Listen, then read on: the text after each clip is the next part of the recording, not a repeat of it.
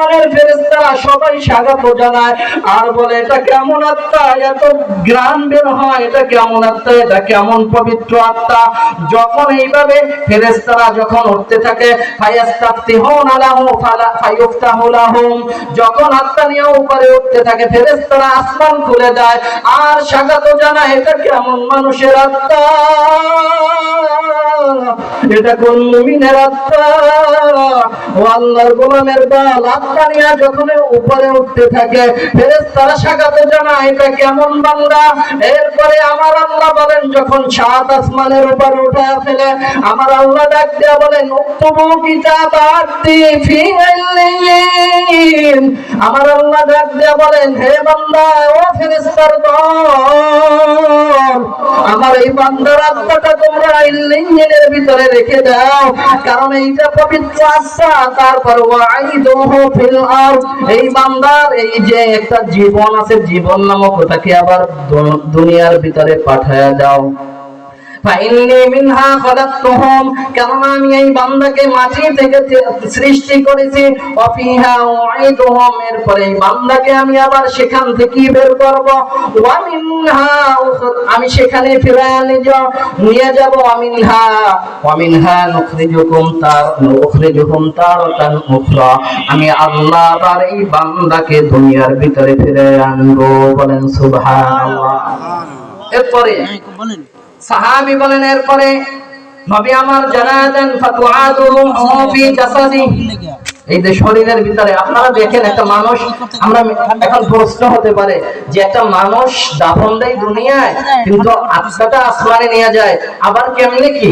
আল্লাহ বলেন যে তার আত্মাটা তার রূহের ভিতরে ঢোকাও, এই কবরে যে বাগানের নিচে রেখে আসছেন বাবাকে মাকে, একটু চিন্তা করেন, ওইখানে আবার পাঠায় দেয়, অথচ তার সবকিছু উক্তুবু কিতাবাহু ফি ইল্লিয়িন, তোমরা ইল্লিয়িনের ভিতরে লিখে রাখো, সব ইল্লিয়িনের ভিতরে রেখে আসা হয়।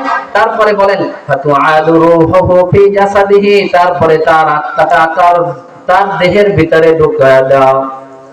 ও আল্লাহর গোলাম, আল্লাহর কাছে একটু দোয়া করেন আল্লাহ এমন মৃত্যু আমাদেরকে দান করে।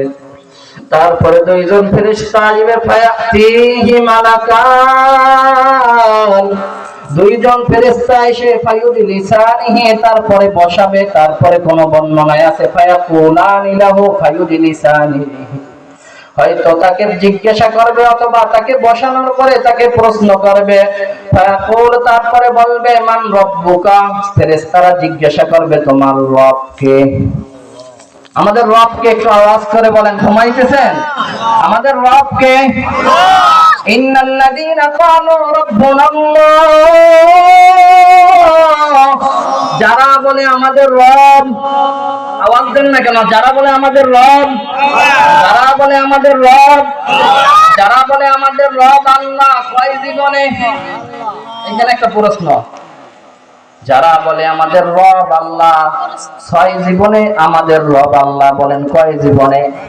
ব্যক্তিগত জীবনে রবকে আরো জোরে আওয়াজ করে বলেন, ব্যক্তিগত জীবনে রবকে, পারিবারিক জীবনে রবকে, সামাজিক জীবনে রবকে, অর্থনৈতিক জীবনে রবকে, তারপরে আন্তর্জাতিক জীবনে রবকে।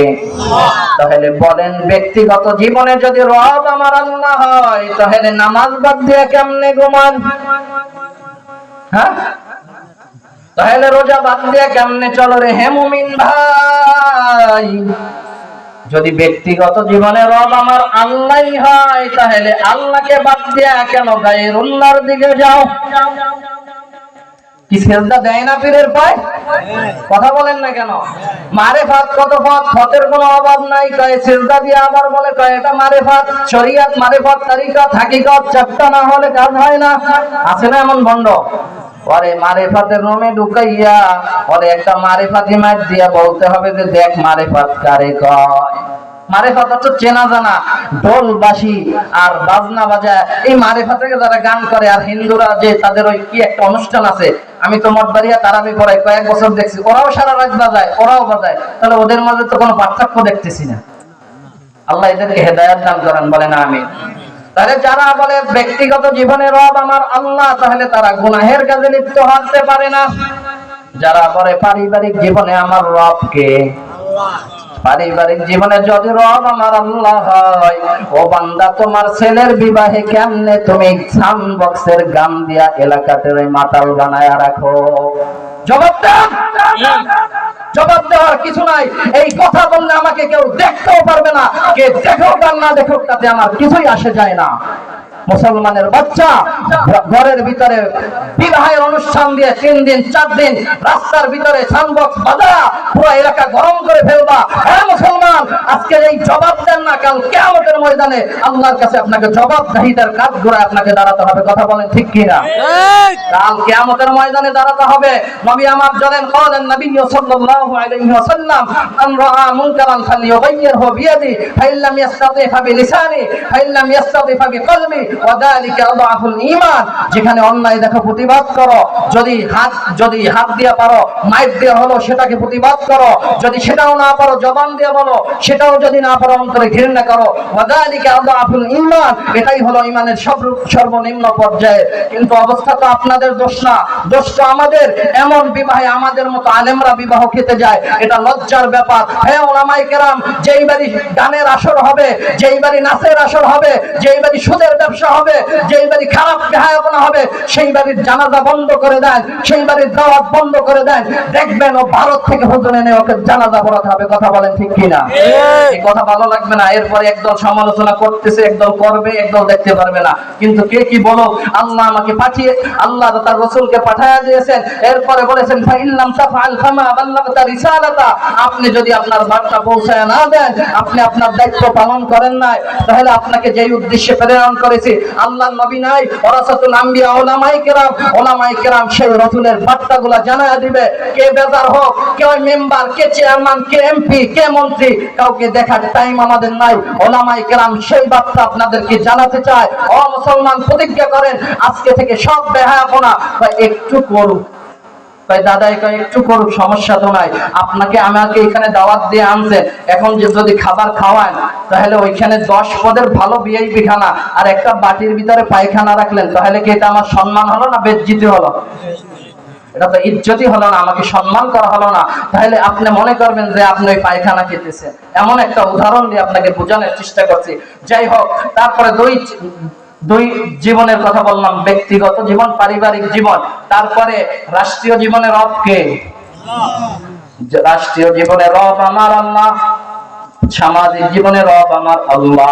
সামাজিক জীবনে আমরা আজকে কাউকে কেউ বাধা দেই না, গুনাহের কাজ করে বলে অমুকে করে করুক, অথচ আমার দায়িত্ব আছে কাল কিয়ামতের ময়দানে আল্লাহ আমাকে ধরবে। এরপরে রাষ্ট্রীয় জীবনে রব আমার আল্লাহ। অর্থনৈতিক জীবনে রব আমার আল্লাহ, তাহলে আর সুদের ব্যবসা করতে পারি না। আর সর্বশেষ আন্তর্জাতিক জীবনে রব আমার আল্লাহ। কেননা আমার আল্লাহ আন্তর্জাতিক জীবনে রব না হইলে, কারণ আমার নবীকে নিয়ে বেঈমানরা গালি দেয়। ও নবীর উম্মতের দল, নবীর ইজ্জত রক্ষার জন্য যখন ওলামায়ে কেরাম ডাক দিবে অথবা নবীর বিরুদ্ধে কোনো বেঈমান কথা বলবে, তাহলে তার একমাত্র শাস্তি মৃত্যু দণ্ড দিতে হবে। কথা বলেন ঠিক কিনা? কারণ আমার নবীর ব্যাপারে কথা বলবে, তার ব্যাপারে কোনো আপোষ নাই। আমার বাবারে গালি দাও, আমার ভাইকে গালি দাও, আমাকে দাও, তাও মেনে নিব, কিন্তু রাসূলের বিরুদ্ধে গালি দিলে সেটা মানবে না মুসলমান। কথা বলেন ঠিক কিনা? 2 নম্বরে এই ফেরেশতা প্রশ্ন করবে, ওমা দীনুকা, তোমার দিন কি? তখন বান্দা যারা ইসলাম ধর্ম মানবি, আজকে ইসলাম ধর্ম অনেকের কাছে ভালো লাগে না, আজকে বিধর্মীদের কর্মকলাপ আমরা ভিতরে ঢুকায় এনেছি। যারা দুনিয়ায় দিন মানবে, তারা বলবে দিনিয়াল ইসলাম, আমার ধর্ম হলো ইসলাম। 3 নম্বরে তাকে প্রশ্ন করবে, মান হাযার রাজুলুল্লাযী বুইসা ফীকুম, এই লোককে চেননি? যারা আমার নবীর সুন্নাত মানবে, যারা আমার নবীর ইজ্জতকে রক্ষা করবে, সেই লোক বলবে হাযা নবিয়ুনা মুহাম্মদ সাল্লাল্লাহু আলাইহি ওয়াসাল্লাম। এই লোক তো আমরা চিনি, তো আমাদের নবী। ইনি হলো আমাদের নবী, ইনি হলেন হযরত মুহাম্মদ মুস্তাফা সাল্লাল্লাহু আলাইহি ওয়াসাল্লাম। এরপরে ফেরেশতারা জিজ্ঞাসা করবেন, তাকে জিজ্ঞাসা করবেন, ফায়াকুলানি মা ইলমুকা, তুমি এই জিনিস কেমনে জেনেছো? এই বান্দা বলবে, ক্বরাতু কিতাবাল্লাহ ফাআমানতু বিহি ওয়া সাদ্দাকতু, আমি আল্লাহর কিতাব পড়েছি, আমি উলামায়ে কেরামের মাহফিলে গিয়েছি, আমি দ্বীনের কথা শুনেছি, আমি ঈমান এনেছি সেই কিতাবের প্রতি, আমি আল্লাহর প্রতি ঈমান এনেছি এবং এগুলোকে সত্যায়ন করেছি। আমার আল্লাহ আসমান দিয়ে ডাক দিয়া বলবেন, ফায়ুনাদি মুনাদিন মিনাত ফিস সামা আন সাদাকা আবদি, আমার আল্লাহ বলবেন যে আমার বান্দা সত্য বলেছেন। বলেন সুবহানাল্লাহ। আল্লাহ যদি সত্যায়ন করে আর কিছু দরকার আছে? আল্লাহ বলবেন আমার বান্দা সত্য বলেছে। এরপরে দেখেন কেমন সুসংবাদ, ও আল্লাহর গোলামের দল। এরপরে সুসংবাদ জানায় দেয় আমার নবী কেমন নবী আমার। ও ফেরেশতারা আমার আল্লাহ বলবেন, ফাফরিশুহু লাহু মিনাল জান্নাহ, তাকে জান্নাতের পোশাক পরায় দাও, ওয়া আলবিসুহু মিনাল জান্নাহ, এবং তাকে জান্নাতের পোশাকটা, তার জান্নাতের বিছানাটা তার কবরের ভিতরে বিছায়া দাও। ফাফরিশুহু লাহু মিনাল জান্নাহ ওয়া আলবিসুহু মিনাল জান্নাহ ওয়াফতাহু লাহু বাবান ইলাল জান্নাহ, এই বান্দার একটা জান্নাতের সাথে দরজা করিয়া দাও। কত একটা সৌভাগ্য। আসবেন কয়টা? আসছে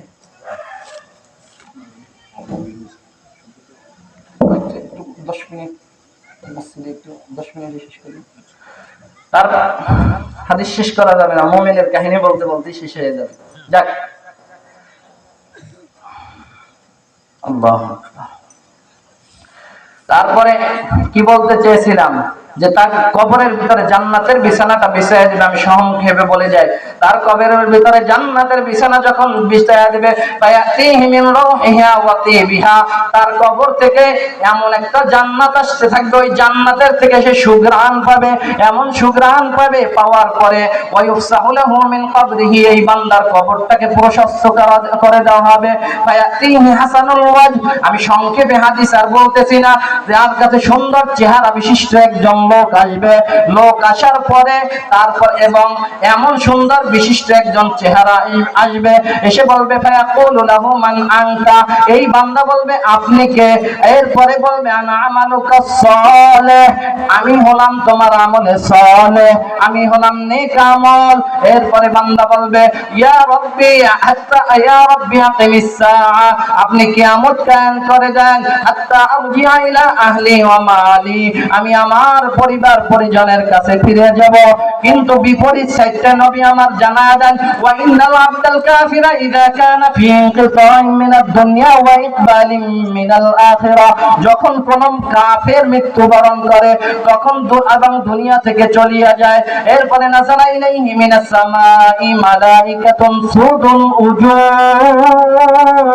কালা চেহারা বিশিষ্ট একদল লোক আসে, কালা চেহারা বিশিষ্ট একদল লোক এসে মাহুমুল মুসুহ বামাসুহ, তাদের কাছে যেমন সালাদ চটের মতো দুর্গন্ধযুক্ত একটা কাপড় থাকে, ফায়াজলিসুনা ইনদা রাসিহি, তারপরে তারা তার চোখের সীমানা যত দূর যায় তত দূর পর্যন্ত তারা বসে যায়। সুম্মা ইয়াজিউ মালাকুল মাউত আলাইহিস সালাতু ওয়াস সালাম, এরপরে মালাকুল মাউত তার সামনে আসে, হাত্তা ইয়াজলিসা ইনদা রাসিহি, এই বান্দার কপালের কাছে এসে বসে, মাথার কাছে এসে বসার পরে বলে, ফায়াকুলু আইয়াতুহান নাফসুল খাবিসা, হে পাপাত্তা, উখরুজি ইলা গাযাবিন মিনাল্লাহি ওয়া সাখাতিন, ওই আল্লাহর কাছে বের হও যে আল্লাহ তোর প্রতি আসছে রাগ।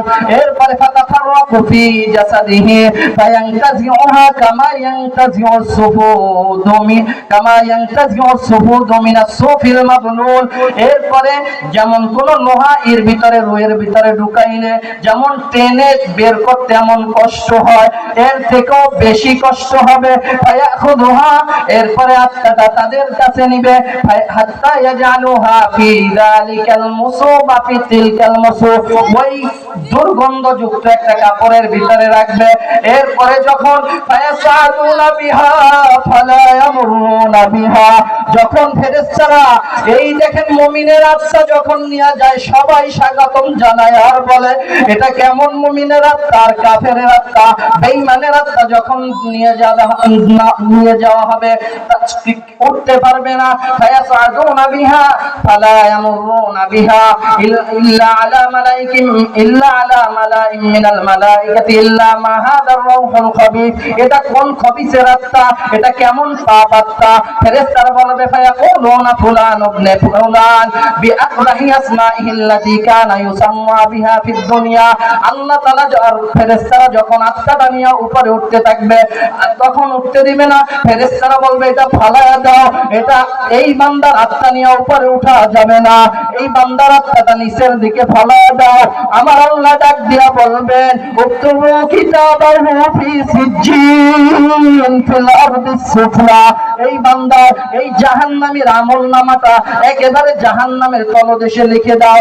এরপরে লিখে দেওয়ার পরে এর আত্মা আর উপরে উঠতে হবে না। ফাতরাহু রূহুহু তরহান, একটা ধাক্কা দিয়ে পিছন নিচের দিকে ফালায়া দেবে। ফায়াতিহি মালাকান, দুইজন ফেরেশতা আসবে।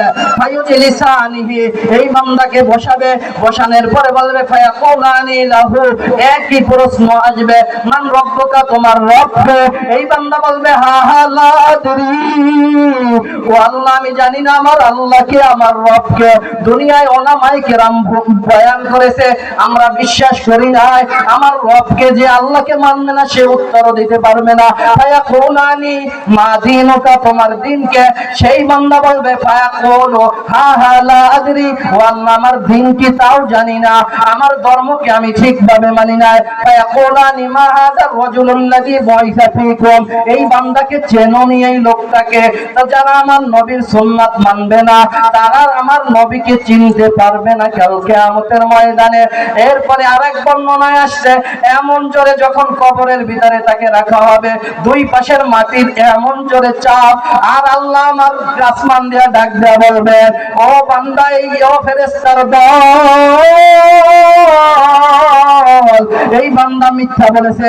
আন কাযাবা আবদি ফাআফরিশু লাহু মিনান নার ফাআফরিশু লাহু মিনান নার ওয়া আলবিসুহু লাহু মিনান নার ওয়াফতাহু লাহু বাবান ইলান নার, এই বান্দাকে জাহান্নামের পোশাক পরিধান করায়া দাও, এই বান্দাকে জাহান্নামের পোশাক পরিধান করায়া তার কবরের সাথে জাহান্নামের একটা লাইন করে দাও।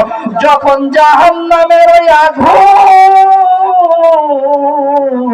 যখন আসতে থাকবে, যখন গ্রান আসতে থাকবে, কাল কিয়ামতের ময়দানে আমলনামা দিয়া আল্লাহ বলবেন ইকরা কিতাবাক কাফা বিনাফসিকাল ইয়াওমা আলাইকা হাসিবা।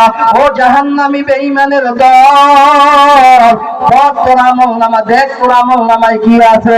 দুনিয়ার ভিতরে আল্লাহকে মানো না, দুনিয়ার ভিতরে নবীকে মানো না, আজ দেখ আমার জাহান্নামের আগুন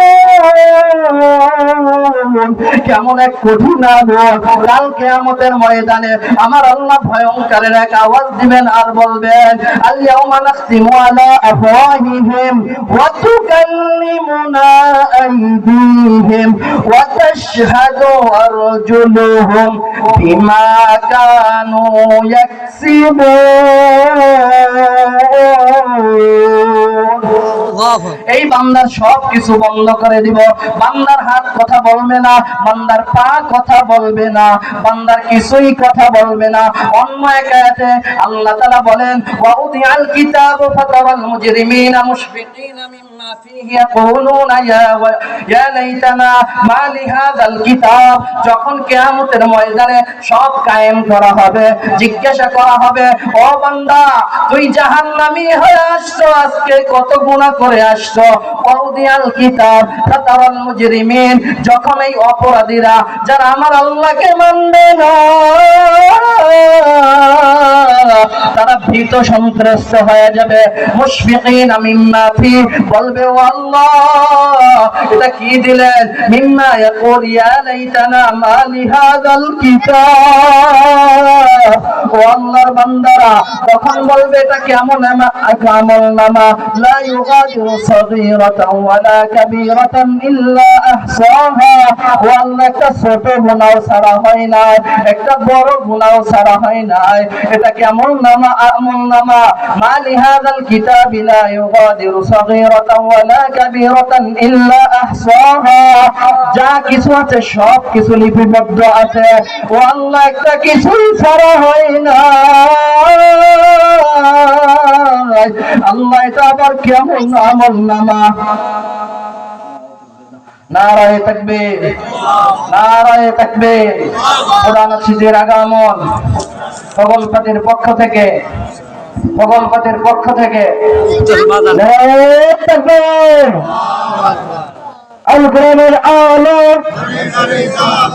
আল হাদিসের আলো, আলেমেরা যেখানে, আলেমেরা যেখানে